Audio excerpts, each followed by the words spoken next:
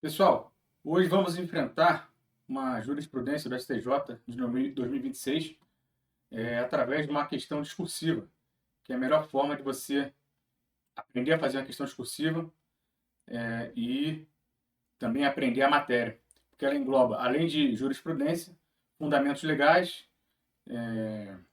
e você vai aprender de fato como confeccionar uma questão discursiva nota 100, tá bom? Então, como é que é o nosso formato aqui? A gente começa pelo enunciado, depois o julgado base, tá? O gabarito comentado, que é que a gente vai passar apenas dar uma olhada rápida, porque senão o vídeo fica muito grande. Essa aqui é a parte mais importante, que é o espelho, onde as pessoas mais têm problemas, os candidatos, porque aqui não tem. Você acha que foi bem na questão, mas o espelho ele diz algo totalmente ao contrário. A gente vai ver isso daqui a pouco. E por fim, a gente vê uma resposta modelo nota máxima de como você deveria responder na prova. Bem, dito isso, vamos seguir aqui. Como você responderia essa questão discursiva? Vamos ler o enunciado. Durante a operação policial em logradouro público, 2 indivíduos foram presos em flagrante. O primeiro vendia entorpecentes diretamente aos usuários. O segundo permanecia ao lado do vendedor durante cada transação. Observava a movimentação no entorno. Alertava sobre eventual aproximação policial e se retirava do local junto com o vendedor, após conclusão de cada venda. Oferecida a denúncia, a defesa do segundo agente sustentou que sua atuação seria meramente acessória, segundo agente, requerendo a desclassificação para a figura típica autônoma daquele que colabora como informante com a atividade de tráfico, sob o argumento de que não praticou qualquer dos núcleos da conduta de traficância. Aí tem os itens, 3 itens de perguntas. Qual a natureza jurídica e o caráter, autônomo ou subsidiário, da figura típica daquele que colabora como informante com a prática do tráfico? E quem é efetivamente por ela alcançado? A conduta do agente que atua como olheiro integrado à dinâmica da venda configura coautoria ou participação? Ou crime autônomo de colaboração? Indique o critério distintivo determinante adotado pela jurisprudência. Aponte as consequências práticas da distinção, sobretudo no plano sancionatório, esclarecendo por que a desclassificação pretendida pela defesa não prospera no caso narrado. A uma primeira vista, você pode achar que é uma questão fácil ou tranquila para você responder, a depender do seu nível de estudos.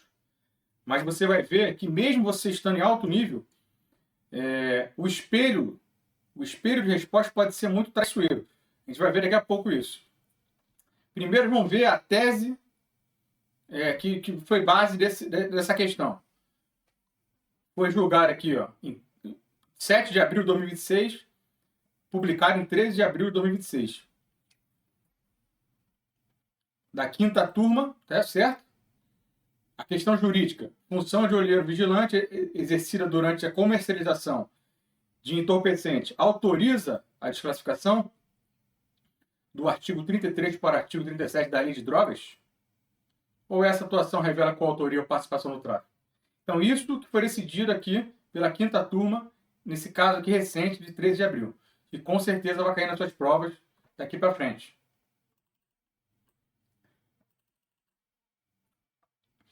A tese. A função de olheiro, quando desempenhada de forma integrada, contínua e essencial, a comercialização de entorpecente caracteriza coautoria ou participação no tráfico, afastando a incidência do artigo 37. Então, essa aqui é a parte importante, integrada, contínua e essencial. Tem que saber isso aqui para colocar na sua questão discursiva, na sua resposta? Tem, com certeza. Porque isso aqui é a parte mais importante da decisão. Aí os fundamentos. Subsidiariedade do artigo 37, integração e execução, a vigilância contínua contribui para a prática dos núcleos do artigo 33, como guardar, ter em depósito, vender ou expor à venda, configurando concurso de agentes. Fundamentos que tem que estar na sua resposta? Com certeza. Conduta integrada, essencial, contínua, presente no ato de mercância e funcional à venda. Conduta periférica, eventual, externa, sem participação direta na execução do tráfego. Colocamos aqui também um exemplo prático, e depois vocês podem analisar tudo direitinho no PDF que deixamos disponíveis no Clube RJ, que ao final a gente vai falar sobre ele. Tem também no link da descrição do vídeo. Aqui é o gabarito comentário, que conforme eu falei, vamos passar aqui rapidamente, porque não temos tempo, senão esse vídeo vai ficar muito grande. E vamos direto ao espelho, que é a parte mais importante. Aqui um gabarito comentário bem completo que vocês vão conseguir analisar no PDF. Tá bom? Muito completo, muito completo. Frase-chave para memorizar. Não é o nome da função, é o grau de integração à execução do tráfego. Aí, isso aqui é o principal terror dos concurseiros. Por quê? Você acha que acertou a questão, que deveria tirar, por exemplo, esse item A aqui, 2.5, mas quando você vai ver, o espelho te exige muito mais do que simplesmente abordar sim ou não, ou então uma fundamentação genérica. Vamos ver aqui, ó. Quer ver? Ó? Você vai tirar 0 se não abordou ou afirmou incorretamente a natureza do tipo. 1. Se identificou tratar-se de tipo penal autônomo voltado ao informante, mas sem explicar a subsidiariedade ou o alcance. A maioria, para aqui, dos candidatos. Não explica isso aqui. Ó. Vai dizer que é um tipo penal autônomo voltado ao informante. Vai citar ali o artigo 37, mas não é suficiente. Tem que reconhecer o caráter subsidiário residual, colaboração periférica, externa e eventual, mas de forma... Aqui você vai tirar 1.8 se você explica isso aqui de forma incompleta. E para tirar a nota máxima, tem que afirmar tratar-se de tipo penal autônomo, subsidiário ou residual, aplicável apenas a colaborador externo, eventual e periférico, sem envolvimento nos atos de execução do tráfego. Ou seja, a gente acha que é uma questão fácil, mas para você tirar a nota máxima aqui na letra A, você teria que falar sobre tudo isso. E a gente vai ver daqui a pouco no modelo de resposta à nota máxima. No item B, para você tirar 5, a questão vale 10, o item B vale 5. Para você tirar a nota máxima, você tem que concluir pelo artigo 33, fundamentar no concurso de agentes e na contribuição dos núcleos do tipo, enunciar com grau de precisão o critério do grau de integração da conduta à execução, com referência ao STJ. Ou seja, é bem completo. Se você fala menos do que isso, ou você pode tirar 4, 3, 1,5. A maioria das pessoas param aqui. Algumas aqui. Não conseguem, né, saber o mínimo aqui do julgado. Item C, que vale 2,5. Mesma coisa. De 0, e são várias parciais que o aluno tira. Porque muitas vezes ele acha que respondeu a questão e tirou 3, porque só apontava genericamente. Entendeu? Aqui você só falava o básico, sem fundamentar. Então, a resposta tem que ser o mais completa possível.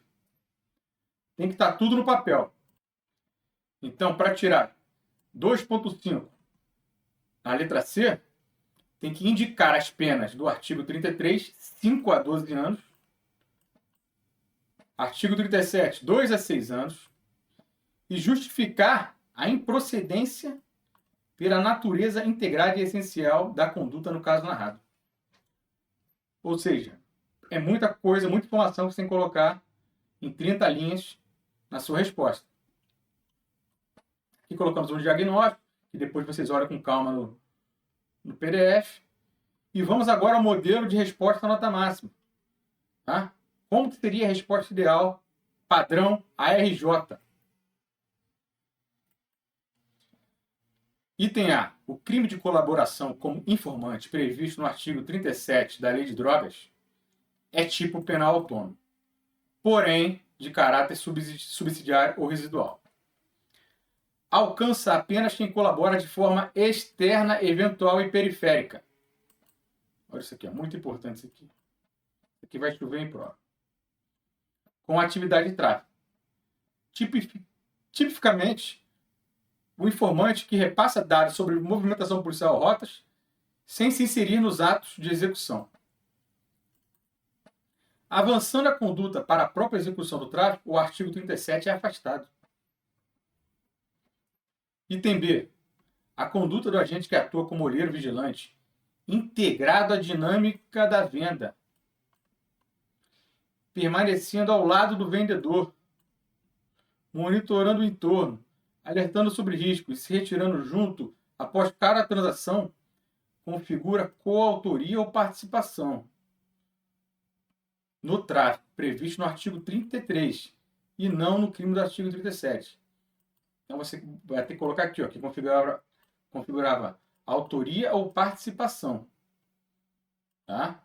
A depender do caso concreto, você vai ver se for de menor participação, uma menor conduta seria participação. Se for uma coautoria funcional, aí seria causa aqui de coautoria.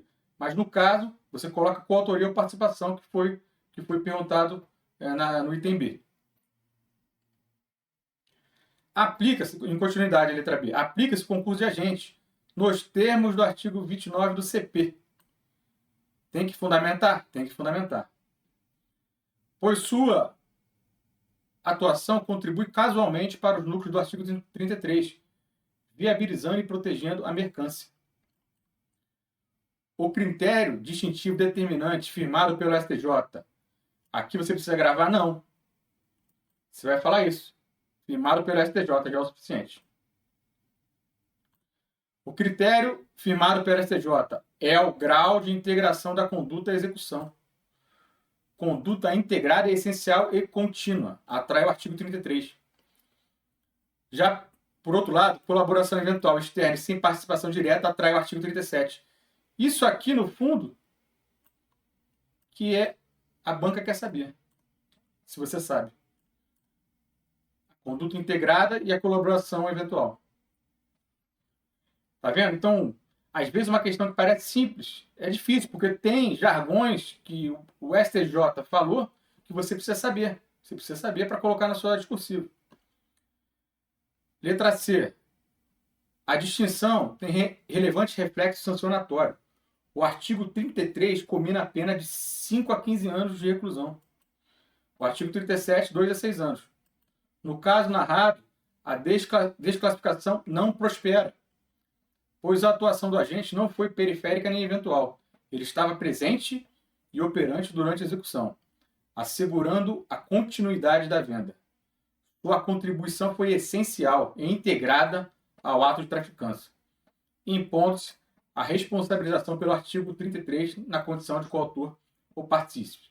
Aqui a gente foi redundante, tá? Mas só para reforçar, sempre é bom, se tiver espaço para você fazer nessas 30 linhas, sempre bom reforçar seu entendimento. Pessoal, conforme eu falei, tudo isso aqui vai estar no PDF, tá? Lá no Clube ARJ, que a gente vai ver daqui a pouco. Aqui também a gente coloca uma observações importantes, pegadinhas, principais dificuldades, o que se espera do candidato de alto nível. Evite erros, a gente coloca os erros de fundamentação.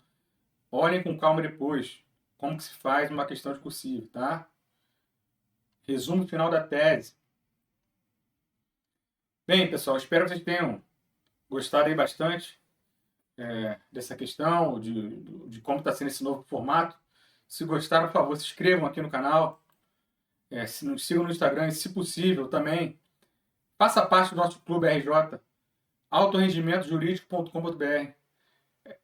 Vai fortalecer, você fazendo parte, fortalece a gente continuar aqui com esses vídeos, com material, praticamente gratuito, né, porque o preço é simbólico, como vocês podem ver lá no site altorendimentojurídico.com.br. Tá bom? Por hoje é só, é isso que eu tinha para dizer. Um grande abraço.